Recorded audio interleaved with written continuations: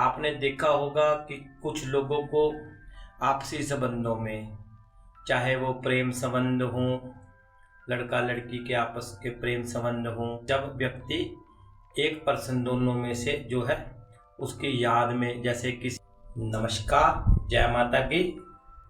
मैं पंडित पवन शून्नी आदि शक्ति दुर्गा मनसा मंदिर गांव कातला धर्मपुर जिला सोलन से अपने फेसबुक, यूट्यूब और इंस्टाग्राम पर आपका स्वागत करता हूं। आज का विषय थंबनेल में आपने पढ़ ही लिया है, जल शक्ति से हम कैसे कर सकते हैं बड़ी बड़ी समस्याओं का समाधान। तो आज की समस्या जो है उन्माद रोग, या जिसको डिप्रेशन भी बोल सकते हैं, भूत प्रेत बाधा या अवसाद का रोग भी आप बोल सकते हैं। कभी कभी क्या होता है कि हमारी ज़िंदगी में या किसी भी जातक जाति का बच्चा, बूढ़ा, जवान, किसी भी उम्र का हो सकता है। आपने देखा होगा कि कुछ लोगों को आपसी संबंधों में, चाहे वो प्रेम संबंध हो, लड़का लड़की के आपस के प्रेम संबंध हो, कोई धार्मिक रिश्ता हो, आपस में कोई बहन का, भाई का, बेटे का हो, माता का बना हो, कुछ भी, गुरु शिष्य का भी हो सकता है। और पार्टनरशिप बिजनेस में होती है, हमारे कोई दोस्त होते हैं, मित्र होते हैं, कहीं पर भी कभी दोनों पक्ष में किसी भी बात को लेकर जब अनबन हो जाती है, आपस में जो है दूरियां आनी शुरू हो जाती है और वो प्राणी एक दूसरे से अलग हो जाते हैं। एक कारण, दूसरा किसी को बिजनेस व्यापार में स्पष्ट रूप से किसी ने धोखा दे दिया। दो कारण हो सकते हैं। ऐसे कई कारण हो सकते हैं जब व्यक्ति एक पर्सन दोनों में से जो है उसकी याद में, जैसे किसी को प्रेम में धोखा मिल गया बच्चे को, या वो सफल नहीं हो पा रहा है, ठीक है, उनका रिश्ता नहीं बना या छोड़ दिया उसने, अब वो बात नहीं करते, नंबर ब्लॉक कर दिया है, ऐसी कुछ समस्याएं जब आपको लगे तो इसमें कारण क्या रहता है? सारा प्रभाव उस मनुष्य के, व्यक्ति के मन पर पड़ता है सबसे पहले। और मन होता है, ज्योतिष में अगर आप देखें, मन जो है उसको चंद्रमा बताया है। चंद्रमा का और जल का संबंध हमारे शरीर से भी बताया गया है। जो लोग ज्योतिष जानते हैं उनको पता है, हमारे शरीर में 70% जल तत्व है। तो पहला कारण है कि हमारे शरीर में जल तत्व पे असर पड़ेगा, हमारे मन पे असर पड़ेगा, और मन पे अगर असर पड़ा तो तन पे भी असर पड़ने वाला है। तो होता क्या है, चाहे वो बिजनेस में धोखा बन गया, या मित्रता भंग हो गई, या प्रेम भंग हो गया, तो दो पक्षों में दूरी नजर आएगी। और जो व्यक्ति इस रोग से पीड़ित होगा, जिसका जल तत्व कमजोर पड़ा हुआ होगा, वो व्यक्ति, वो चाहे मर्द हो, औरत हो, लड़का हो, लड़की हो, बुजुर्ग हो, जवान हो, कोई भी हो सकता है, तो उसको अवसाद का, उन्माद का रोग लग जाता है। पहले उस व्यक्ति से बार बार बात करने का उसका मन बनेगा, पछतावा आएगा, मैं सॉरी बोल लूँ, मुझे उसका नंबर कोई अनब्लॉक करा दे, ठीक है। प्रेम में भी ऐसा ही हो सकता है। तो उसमें क्या होगा, खाना पीना छोड़ देते हैं और अकेला अकेला रहना शुरू कर देंगे, रोएंगे, कभी हंसेंगे, क्योंकि यादें आएगी पुरानी, तो उसमें कभी वो व्यक्ति रो जाता है, कभी हंस जाता है।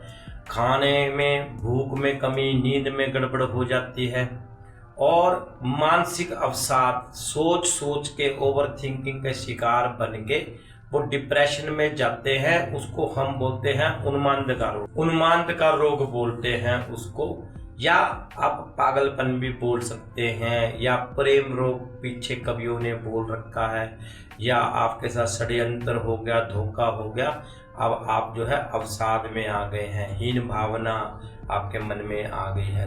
तो आप उस व्यक्ति को चाहे नफरत के कारण, चाहे प्रेम के कारण भुला नहीं पा रहे हैं उन पुरानी बातों को, और खुद बीमार हो गए हैं।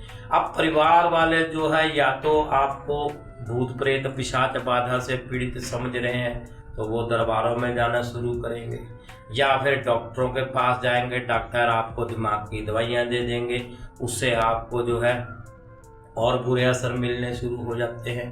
तो हम यहाँ पे ये नहीं कह रहे कि किसी डॉक्टर की विद्या को नकारा जाए, वो भी पढ़े लिखे लोग होते हैं, उनका इलाज करने का तरीका या विषय अलग है। ये विषय आध्यात्मिक लोग जो ज्योतिष की बात पे विश्वास कर रहे हैं उनके लिए है कि हमारे पास इसका क्या समाधान है। तो हमारे पास समाधान क्या है कि वो बच्चा किसी भी तरह से पीड़ित हो तो घर वाले जो है वहाँ पे चले गए, बच्चे ने समस्या बताई नहीं या उन्हें पता भी होती है कई बार। तो इसमें पहला क्या है, पहले तो ज्योतिष में चंद्रमा की स्थिति, राहु केतु मंगल और शुक्र की स्थिति कुंडली में किसी विशेषज्ञ को आपको दिखाकर उनके उपाय भी करने चाहिए।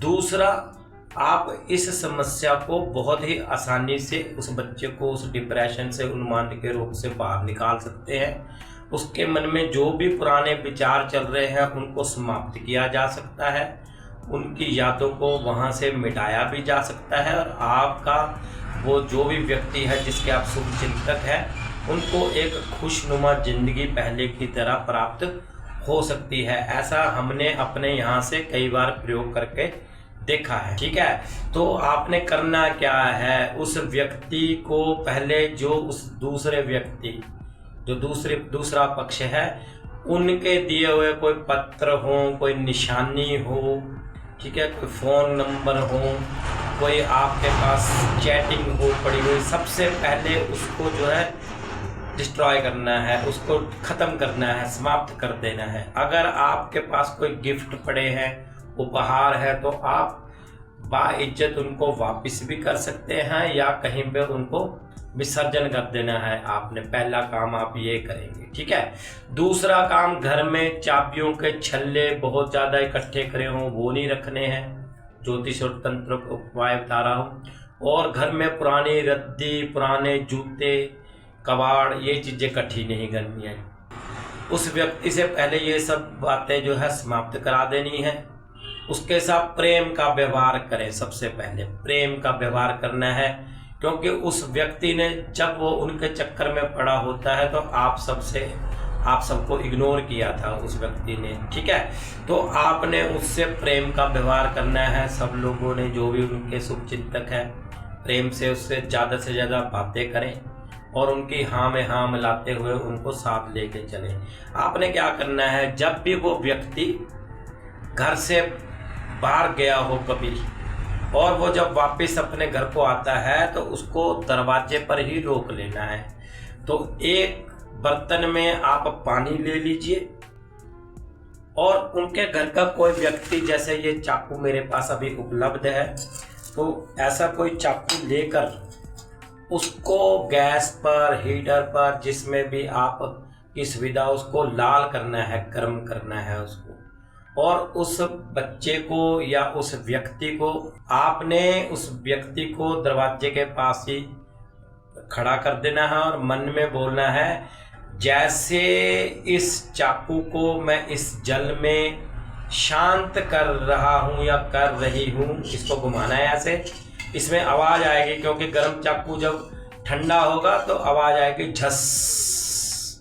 इसको ठंडा कर रही हूँ, शांत कर रही हूँ, कर रहा हूँ। ऐसे ही फलाना व्यक्ति जो सामने खड़ा उसका नाम लेना है।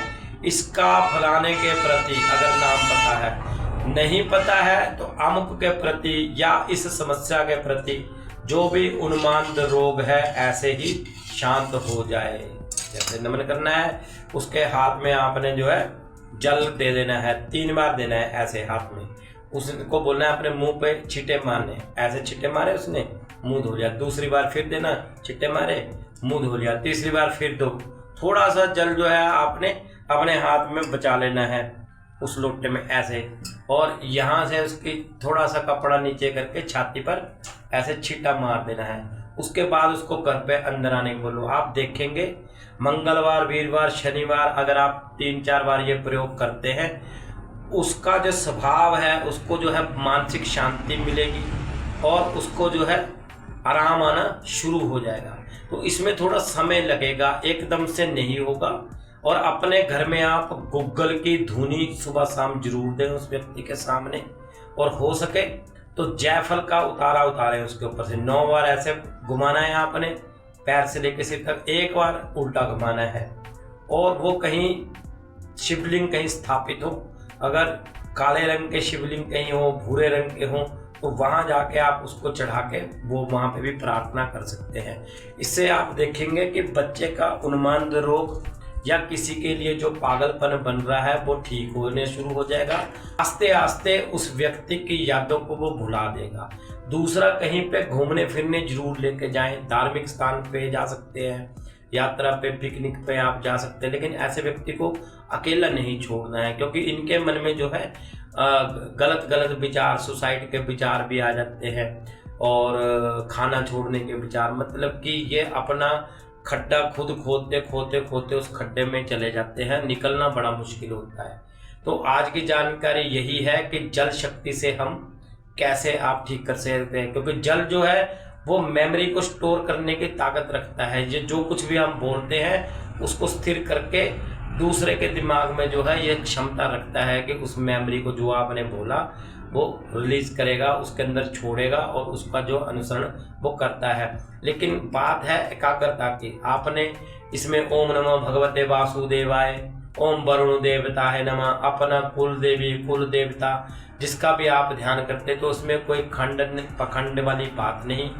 कहीं पे भी आपको जाने की जरूरत नहीं पड़ेगी, आप खुद से कर सकते हैं।